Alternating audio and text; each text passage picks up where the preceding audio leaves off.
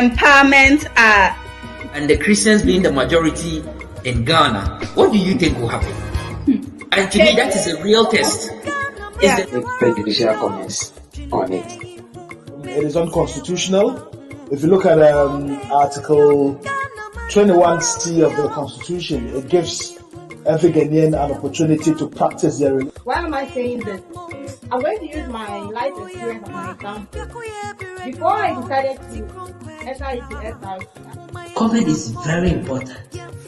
HIV is equally important. Agencies must do a lot. And Ministry of Gender. I could see flashes of light, I could see shadows, I could see images, but then it stopped. I am now blind and have to be sad and all that. There are challenges to this effect. So what do we do as a nation? What do we do as individuals? What do we do as organizations? Je lance à toutes les personnes handicapées, aussi bien les femmes également. Once you lack integrity, trust me, you are going nowhere. A lot of people go to church and they are Christians, but they are not truly repentant.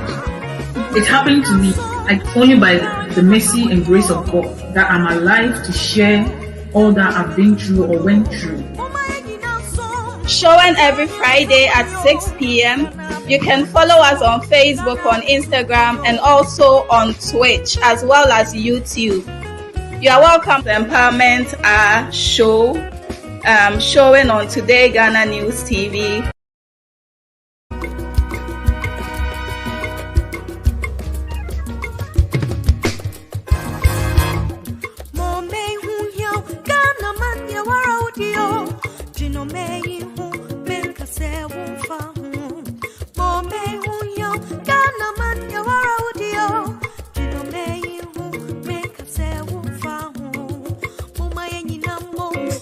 Yeah, for crew, yeah,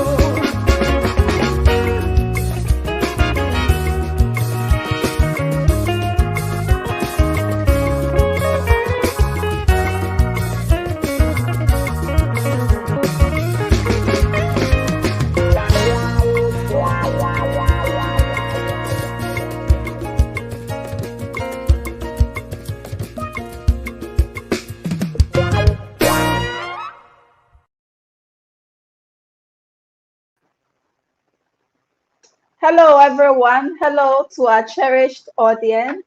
It's yet another week, and oh, yes, the festive season is here. As we prepare to cross over into a new year, we at Today Ghana News TV wish you good tidings and the best of the season. May we all cross the month of December safely without any evil befalling any of us. As usual, it is your favorite program, Empowerment Our Show tonight, and we are streaming live on Facebook, YouTube, and via Twitch on satellite for those in the Eastern European countries. We are also on Anchor FM. Call a friend to call a friend and join us tonight for a very edutaining and educative program. Don't miss out. Kindly subscribe to our YouTube channel as well and follow us on our Facebook page to receive prompts anytime we are live. You can watch us on Today Ghana News TV all week long, from Monday through to Sunday. All right. So before we go into the conversation, just to remind you once again that Authentic Sales, which is an online sales business that offers you quality products at affordable prices, is associated with Empowerment Our Show. For your original Apple products ranging from iPhones, chargers, AirTags, etc., as well as fashion wares, kindly contact them on 020-800-2854 or follow them on Instagram, authentic_salesgh. The quality of your product purchase is guaranteed and assured with Authentic Sales. All right. Also, thanks to Taylor and the Cobbler for great deals and instant deliveries on quality office shoes, boots, leather clutches, and bags. Do not hesitate to reach out to them on 0279-214846 or via Instagram on the handle Thailand_the_Cobbler. Jody's Kitchen. Unleash your craves and we will do the rest. Just as their slogan goes, they cater for all your cravings. Contact them on 079-272-79904 for your home-cooked family meals and specially made shito during your small gatherings and parties. Thanks to the Links Cosmetology Training Institute for associating with Empowerment Our Show. The Links Cosmetology Training Institute, we have a passion for your hair care. Do well to contact them on 055-7089-324 and on Facebook or Instagram via the handle The Links. For all your hair designs, haircuts, makeup, Brazilian waxing, manicure and pedicure, as well as all your beauty needs, do not hesitate to contact them. Agbozo Herbal Clinic. They treat prostate enlargement, premature ejaculation, erectile dysfunction, low sperm count, penis enlargement, candidiasis, what we know in our local parlance as white, and PALS, what we know as cocoa. You can visit them at 7 a.m. to 5:30 p.m. from Mondays to Saturdays and at 12 to 5 p.m. on Sundays. For further enquiries, please contact them on 0241-750-282 or 055-740-2696. Agbozo Herbal Clinic. No man has an expiry date. All right, so quickly we are zooming into tonight's interaction.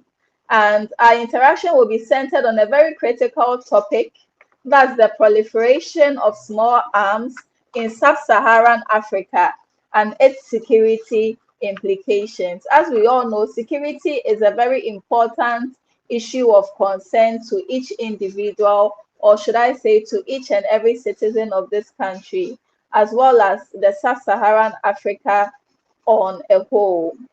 So we would want to discuss this into details, and our guest for tonight is in the person of Dr. Joseph Kwabena Manboah Rockson, and he's a senior lecturer at the Department of History and Political Science at the Simon D. Dombo University of Business and Integrated Development Studies in Wa, Upper West region of Ghana.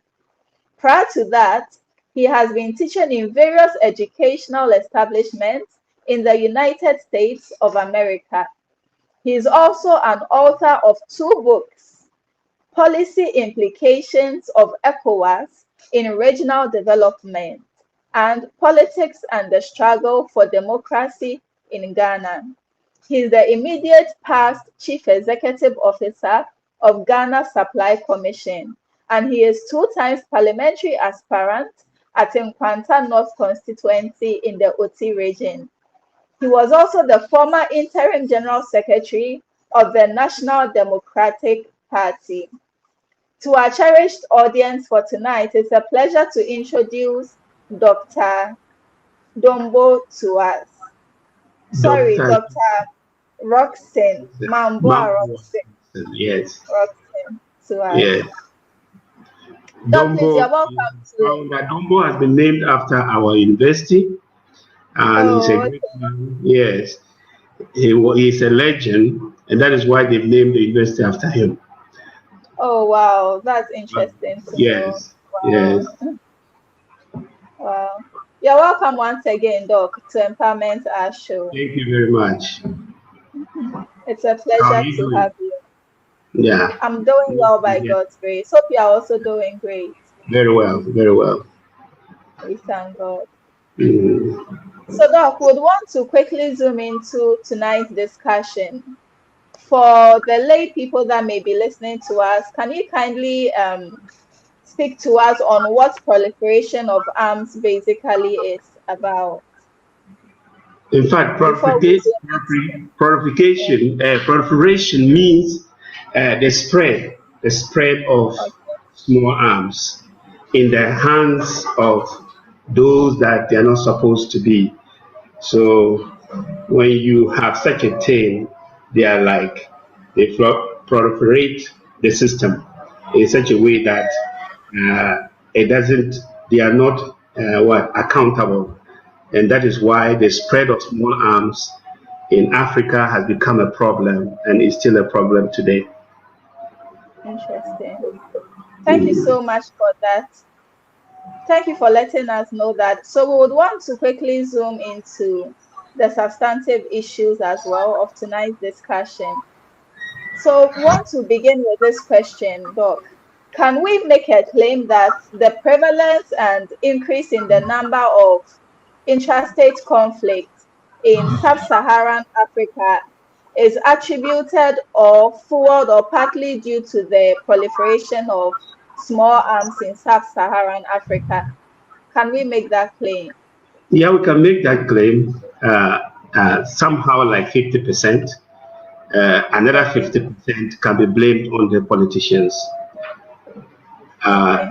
We can make that claim 50% because after the Cold War, Africa was having its problems during the Cold War. But after the Cold War, most of the arms that were left in the hands of the Europeans and the Americans, the Russians, were sold out to African countries mostly, and they landed into private hands.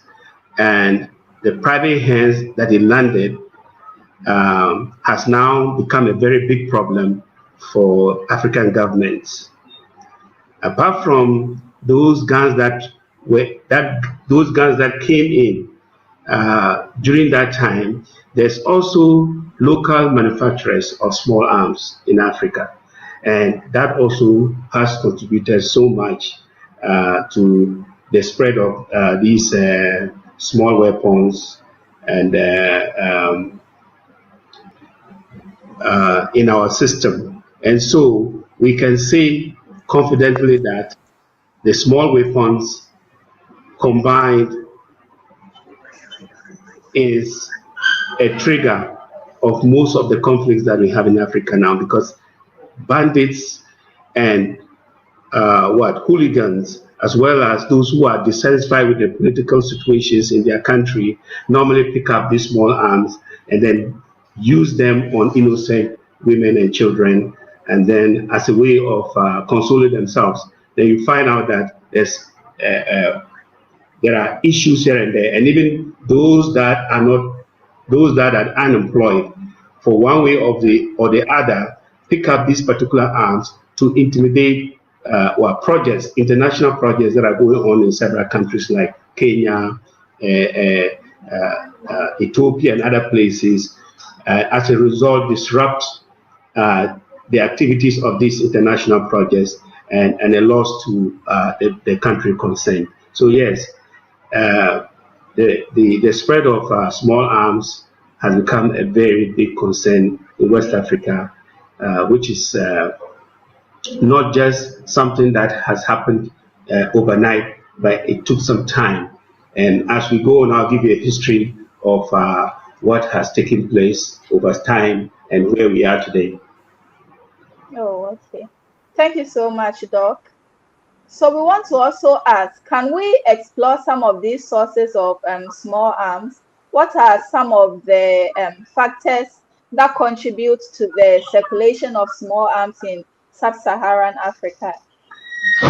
In sub-Saharan Africa in particular, the spread of small arms is as a result of conflicts that have taken place in the various countries, like DR Congo, like in Sudan, Somalia, Uganda. You can talk of so many of these countries, the Horn of Africa particularly, what has taken place over time, the Ethiopian, Eritrea conflicts, and so on. Guns were brought in from so many places. And remember that these guns are sort of like transported across borders. It's so easy for a gun to move from Nigeria to Sudan within a matter of less than a month. Guns can move from Nigeria. And most in West Africa, for example, Nigeria accounts for the largest in terms of small arms, the spread of small arms in West Africa. We can even take Nigeria as the source of small arms, as a transmission point, and also as a destination point, because from there, small guns have a history of being intercepted since we can talk about since 2001. Small arms have been intercepted in Nigeria and reported in the press by Nigerian Customs Service, and the government has taken steps, in fact, to eradicate that. In Gambia, during the 2001, there was also a catch, a plane flying in from Iran with ammunition into the Gambia. All these stories and news about catches of arms being brought into West Africa is the cause of the spread of arms and gangsters in the region. So we have a history, but let me say something. We have We have a legal way of bringing in arms, which we call the importation of arms. African governments have brought in arms. You look at the statistics. Africa has imported arms about 40 million. 20 million of that is the North African countries of Tunisia, Egypt, Algeria, and Morocco. And then the 18.2 million of that, you can spread that to African countries who also imported legally, that is military weapons and police rifles into their country. But apart from these, the spread of small arms and light weapons we are talking about are weapons that can range from a pistol, a hand pistol, a gun, a hand grenade, a shoulder to an aircraft missile, even a kitchen knife can be classified as a light weapon because it can kill. You can go anywhere, even in Ghana. I've chanced upon people holding dangerous weapons and selling them on the streets. And weapons you will never notice are knives. until the person points it into your face, and then when you grab it from the person, he pulls it and it becomes a knife which he can use on you. And that is how spread we have those in West Africa. Thank you so much, Doc. Are there any security implications with regards to the proliferation of small arms in Ghana? If there are, if you can yes, give us some of the because as a result of that,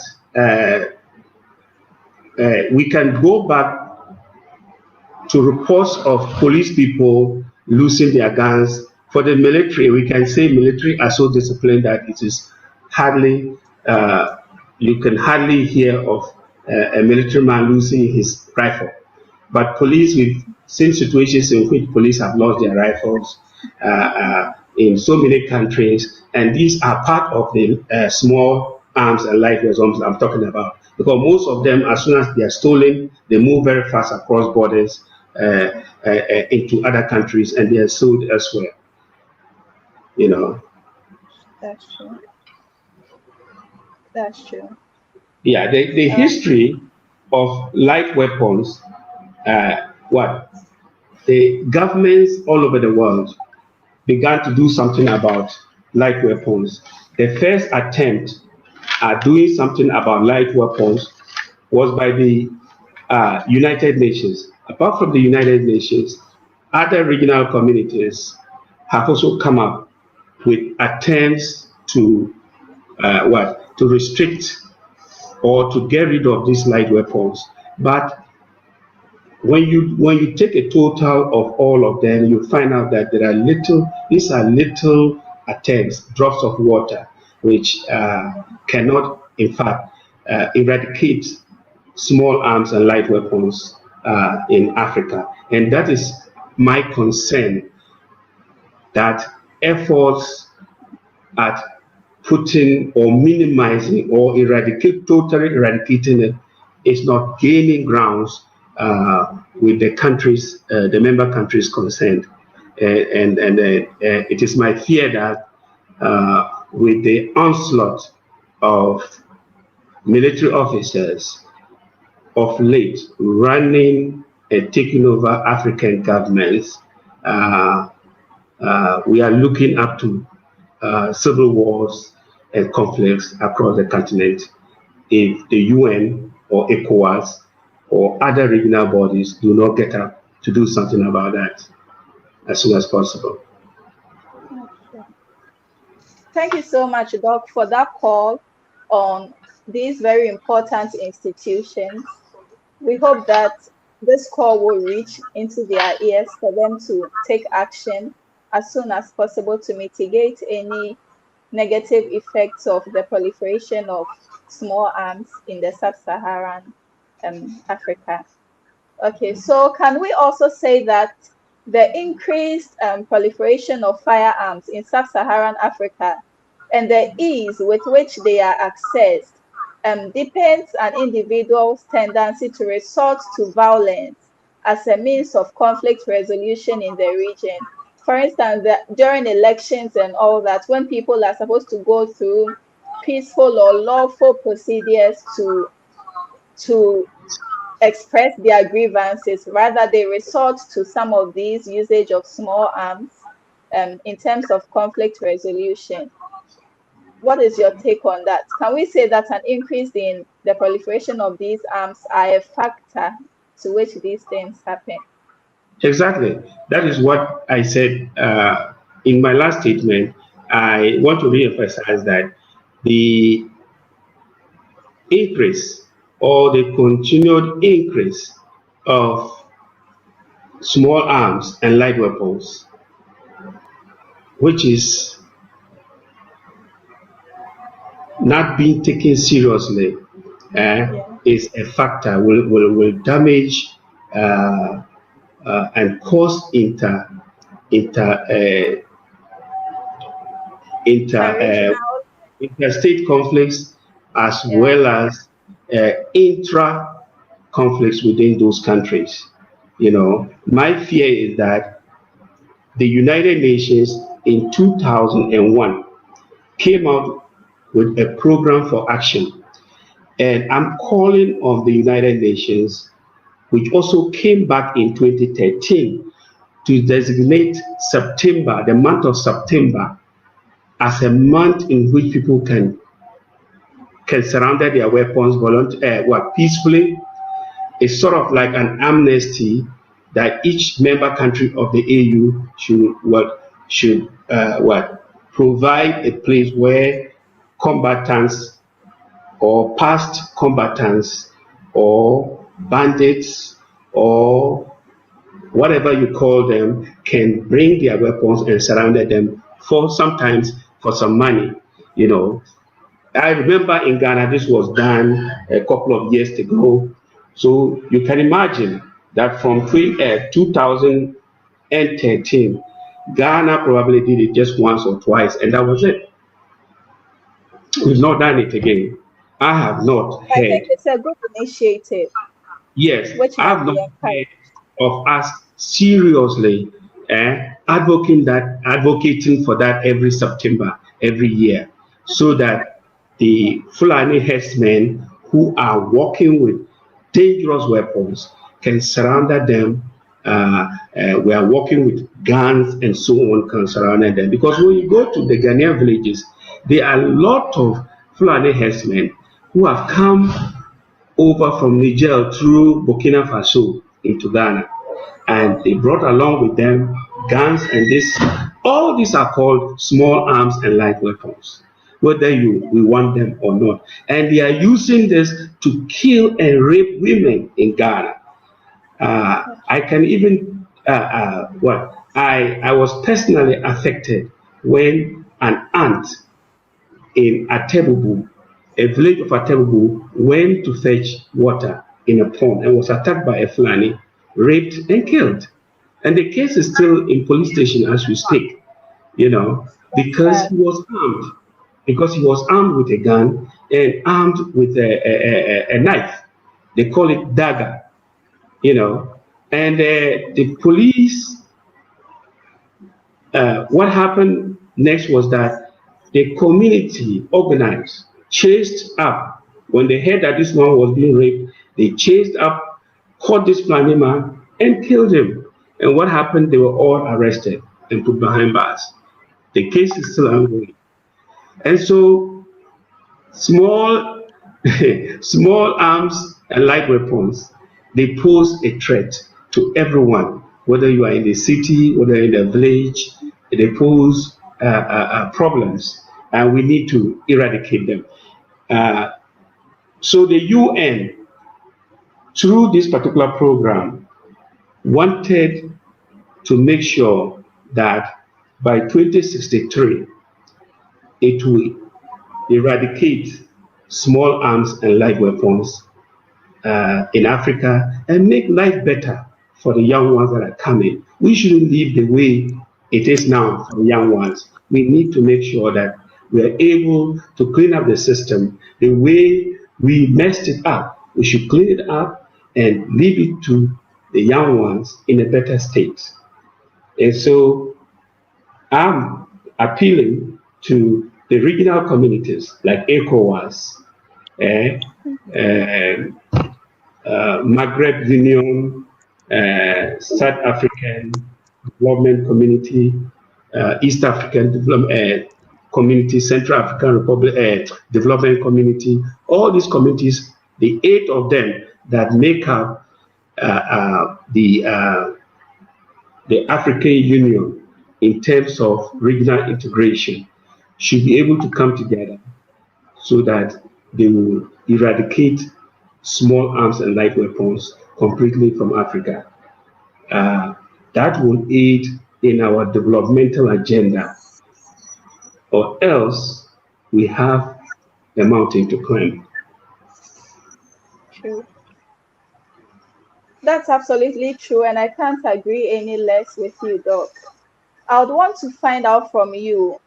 We have an emerging worry in Ghana, for instance, and that's with the creation of vigilante groups. And this is actually a threat to our national security. And we've had good cases that we can look at. The past Ayawaso West election some years back, and even some of these little petty fights and war, like small misunderstandings and things that are happening in other regions, especially with Boko and all these recent ones. I want to find out if you have any submissions to make with regards to the emergence of these vigilante groups, juxtaposing it to the proliferation of small arms in Ghana. Well, politicians, we created the vigilante groups. We armed them, and they are biting us today.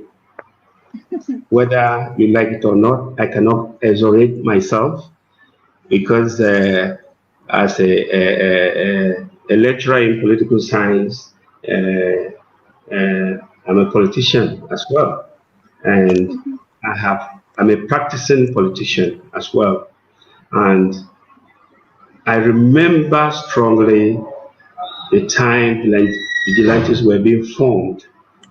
The NDC, the NPP came to a conclusion that they will put an end to these vigilantes. But I think the NDC had a raw deal in the sense that they were being deceived, they were fooled, and as soon as they stood down their vigilantes, the NPP brought theirs to bear, and that was why the Ayawaso West Wagon took place.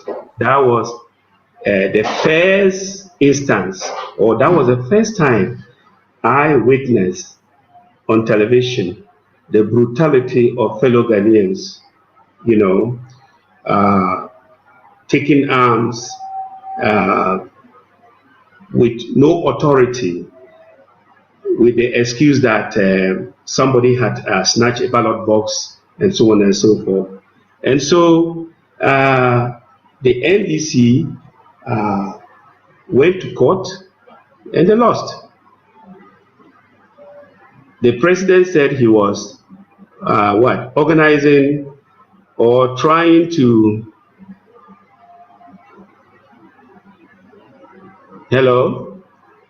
Yes, Doc. Please, you may proceed. Am I still on? Yeah, because yes, I can hear you clearly. The president, His Excellency Nana Dankwa Akufo-Addo said he was trying to criminalize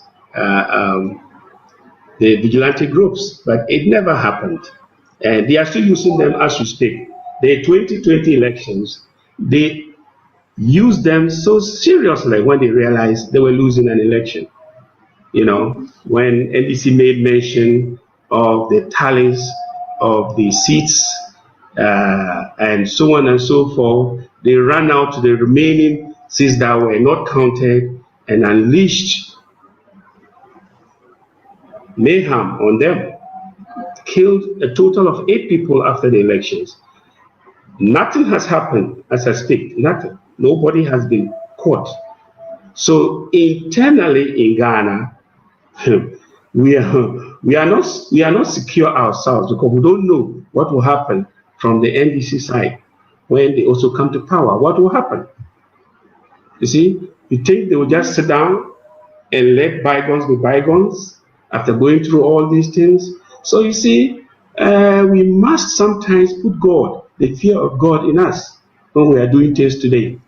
Because as we sleep and wake up, you are getting to another day and you might be called upon to pay for what you have done.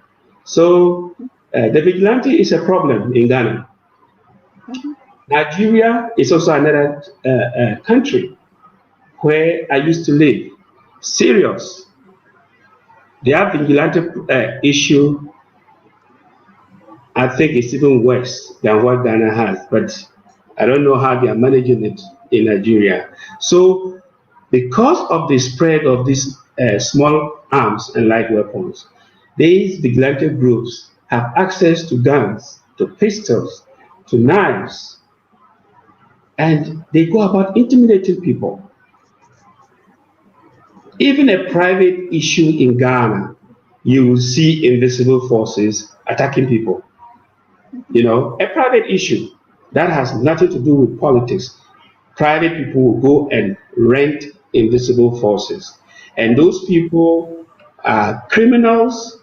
They need to be, what? They need to stay behind bars. They need to be arrested seriously because they are embarrassing the government. You see, even though they are part of, they were established by this government, they're embarrassing the government every day. Even we have recently arrested a guy who claims he's a national security for armed robbery. So all these things are because we have small and light weapons in the hands of people who use them to intimidate others. Precisely so. You know. It's pathetic. Yeah.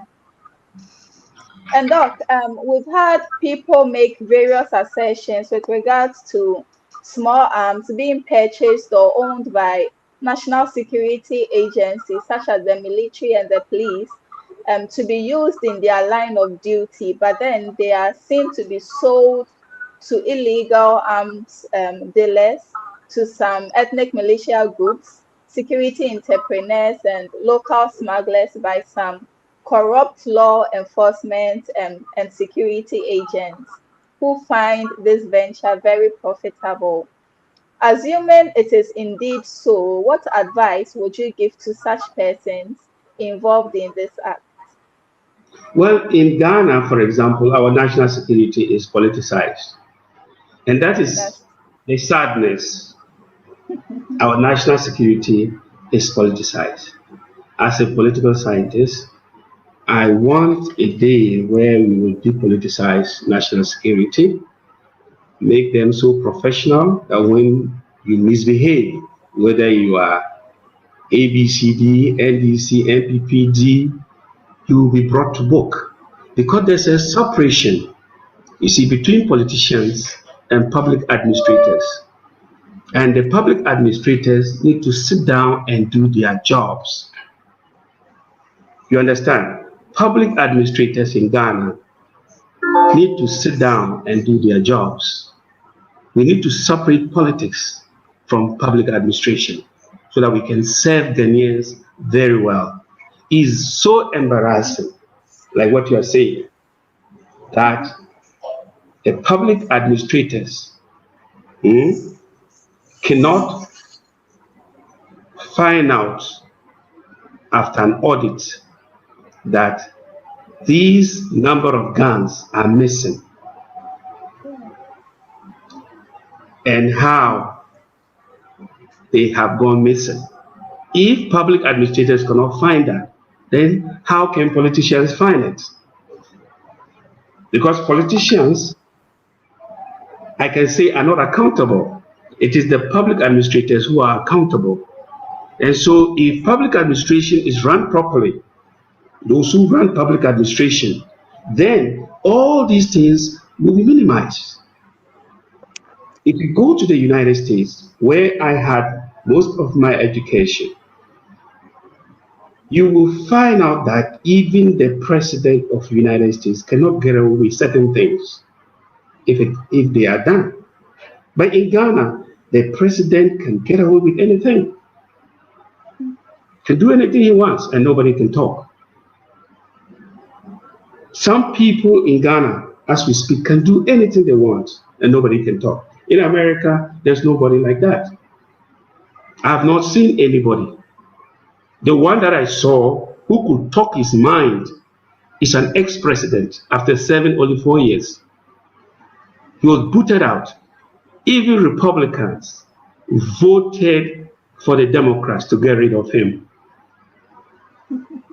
because he spoke badly, he treated people badly, he gossiped, he did things Americans didn't like. Because American public administration is of a higher standard, that if you work in public administration, you should be able to hold certain personalities and certain actions accountable. in your country. And so we need to address that problem again in Ghana, that we should put politics aside, look at how we can build our institutions. And that is what I mean by public administration. If we're able to build our institutions very well, I think we can get rid of most of these things, including a policeman drunk and coming to say that he has lost his. The Interior Ministry will find out that after buying so many guns for you, why have we lost 10 guns within 1 year? I think the IGP wouldn't have a chance if that question is posed to the IGP. He'll be fired or replaced. But because we have compromised the two in Ghana, we don't have this discipline. And that is my worry.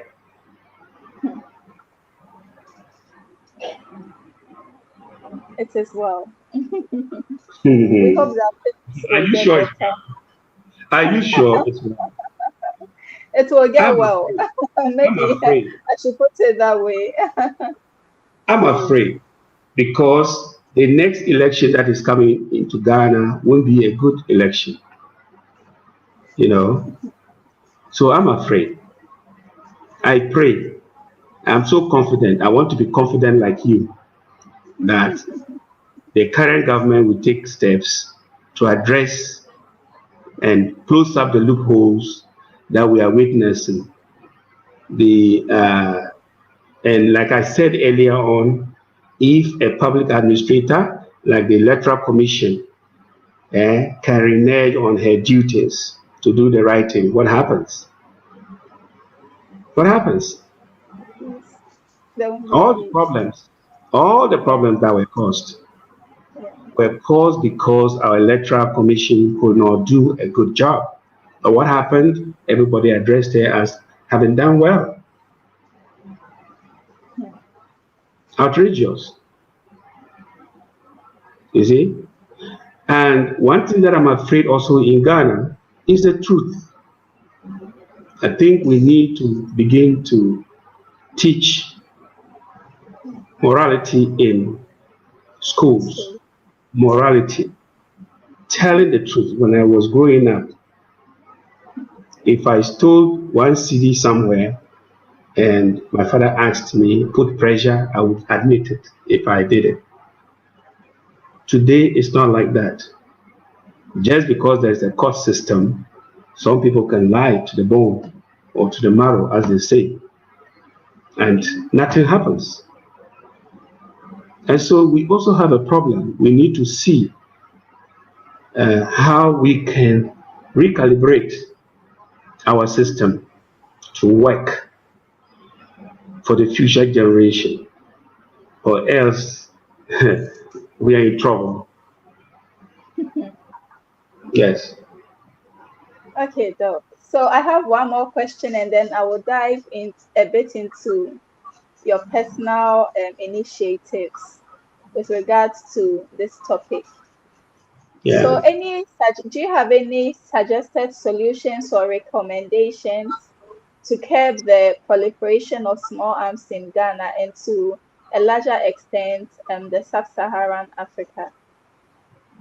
Oh, yes, I do. That is why I've gone back to academia. I came to this university and have, over the last few weeks, realized we have a lot of competent professionals who can assist in putting up a lot of what I call a lot of sense in terms of research findings, recommendations to the West African Economic Community, to African Union, to the UN, and to several sectors to address this problem of the spread of these small arms and light weapons in Africa. For example, we are just close by Burkina Faso, where we have heard recently of so many issues, skirmishes involving small arms and light weapons. The faculty assignment, SD Dombo University of Business and Integrated Development Studies, have very, very skilled professors who can tackle this problem. And so they are also in the process of establishing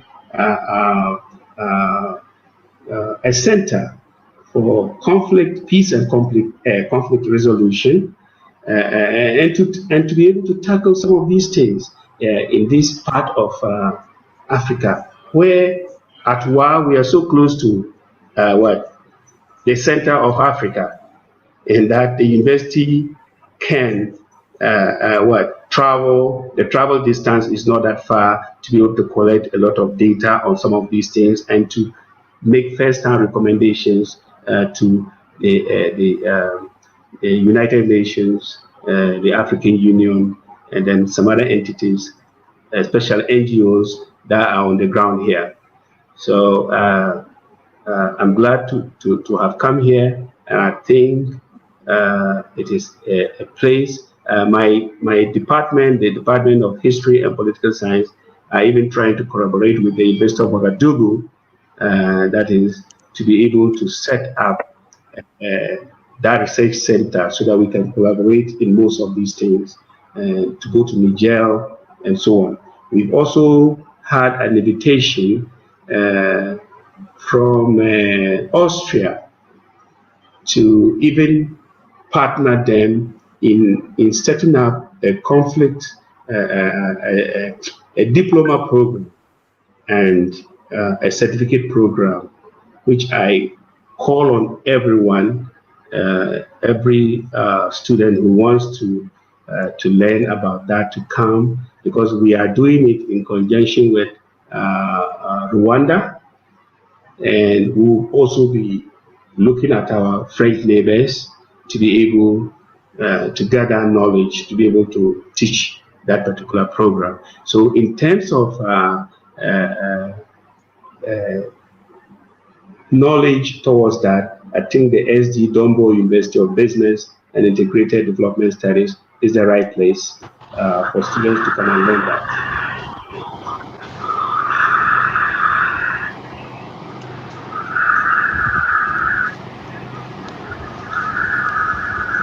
Okay. Thank you so much, Doc. We would want to go on a quick commercial break, and then I will read some of the comments that have come through, and then we will call it. We'll take your final words, and then we'll call it a night. All right. Yo abusiafo musumfo na nefi akubise wampeme na meka sei mesi munyimo sum na montamaso na montie makopi inner word of God building construction company so annual inner word of God building construction company so she yesi nyame adwuma na she na wodi akoso minua ebadan siemu dia sumuda ne yabama ebie na opese yenyema building works Uprobi obeye carpentry amount, POP, metalworks, tiling, electricals, aluminium, fabrication, anal plumbing, bra, ni yabesum we said you wisi penwo, said you wisi pen bia, yabeya amount, yatiti yankofo ni wenya misrum, omunchi windio, no munya obasabasanso, and now open yama ubetumi dia siwudan, to set building blocks, stones, sand, quarry dust, pavement blocks, anase wood branian somo ewo nyamesuro eni nyamsumu she enkoma menuanu amu wa manone so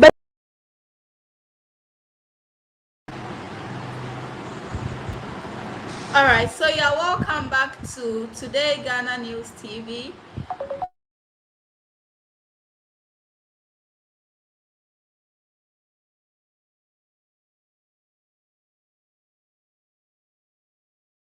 abusiafo ɛyɛ mo somfo na efi akobi sɛ wampeme na meka sei mesi munyimo sum na montamaso na montie makopie ɛyɛ Inner Word of God Building Construction Company so anio Inner Word of God Building Construction Company so hye yesi nyame adwuma na hye na wo de akoso minua ebadan sie mu dia sumuda ne yabama ebie na wo pese yenyema building works uprobi obeye carpentry amount POP metal works tiling electricals aluminium fabrication anal plumbing bra ni yabesum we said you wisi penwo said you wisi pen bia yabeya amount yatete yankrofo ni wenyamisurum omunchi wundio na omunya obasabasa so ana open yama obetumi de asiwudan to say building blocks stones sand quarry dust pavement blocks anase wood branian somo ewo nyamesuro eni nyamesummu hye enkoma menuanu mu amwa amanone so betina wo maye adwuma na odiska be mane abusuafo si enye japade ma na wo beba na wanya ne se de wo sipen wo aya na eya bebre itina me se fa ho bebo eye Inner Word of God Building Construction Company so ayeti. All right, so you're welcome back to Today Ghana News TV, and you're watching your favorite program, Empowerment Show. Would want to quickly wrap up for tonight, but before that, I saw some comments that had come through. I would want to quickly go through them, and then we will take Doc's final words. This from Sweet Mother Tete, and she's extending her greeting. She says, "Good evening." VIS Ghana says, "Good evening. I'm watching live from Edukrom, Ekiapem. Thank you all for watching." Patience Dako comes in to say, "Good evening, Ohenewa and your guest. Dr. Manboah Rockson is a very humble and dedicated Ghanaian." Thank you so much, Madam Patience Dako. Sweet Mother Tete comes in to say, "You are doing an amazing job." Thank you so much, Sweet Mother Tete. NDC Diaspora Union says, "Greetings to Ohenewa and Doc. I'm watching you live from Amsterdam, Holland." Thank you so much. And they come back to say, "Watching on YouTube." Thank you, NDC Diaspora Union. Thank you all for supporting us. Keep supporting us. Keep joining us this and every Friday at 6 p.m. on Today Ghana News TV. Doc, please, we would want to quickly take your final words before we call it a night.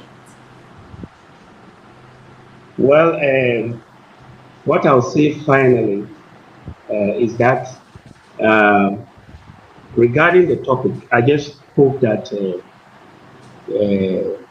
NGOs in Africa, particularly those in West Africa, can watch, if they are watching this podcast, to be able to call on the United Nations again, that its efforts at paying little sums of money to collect catches of arms in the hands of these militia groups should be intensified.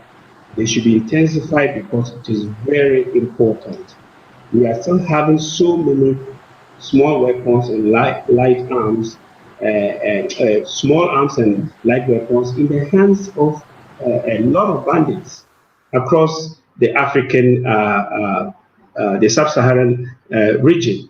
And we need to collect all these arms so that we can leave a better Africa for the next generation. All right, thank you so much, Doc. You've made incredible submissions tonight, and then you've enlightened us on very pertinent issues that should be of great concern to all Ghanaians and even people in sub-Saharan Africa. We say thank you. All right. Thank you so much, Doc, for your time. Okay. And for joining us despite your busy schedules and all that. We really, really appreciate. From Today Ghana News team and myself as the host, we say God richly bless you, and then we'll keep knocking at your door as and when the need be. Okay, thank you so much. I'm I think you grateful. were saying something when I interrupted. You may please No, proceed yes, before we call it a night. I wanted to use this particular medium also to interact to see if on the subject of the small arms and light weapons, as well as peace and conflict resolution, to appeal to the NGOs who are working on this aspect to be able to contact myself and colleagues at the SD Dombo University in Wa. All right, Doc. So Yeah. thank you so much once again. And Thank we you say too. God richly bless you for joining us. So Okay, to our thank you. audience, once again, this has been your program, Empowerment Our Show. And we hope to see you same time next week. As usual, I have been your host for tonight, Joyce Ohenewa Papon. Next week, do well to invite someone to watch us. You can watch us on Facebook as well as on YouTube. And those in the Eastern European countries, you can always watch us on your TV sets via Twitch on satellite. It's a pleasure having you tonight. And I want to say have a blessed and amazing week. See you same time next week on Today Ghana News TV. We wrap up for tonight. Have a nice evening. Bye-bye. Day before this honor, no weapon formed against I shall prosper. The wicked and his work shall go down in disaster. Day before this honor, no weapon formed against I shall prosper. I'm anointed and appointed to walk as a winner. This is your Sir King Malakia from out of Jamaica, representing for Guyana News TV, the web TV for the best programs. We broadcast via satellite and also on all social media platforms. We do developmental news, social program, employment, entertainment, and educative politics. So day before this honor, no weapon formed against I shall prosper. We are anointed and appointed to walk as a winner. Whoa.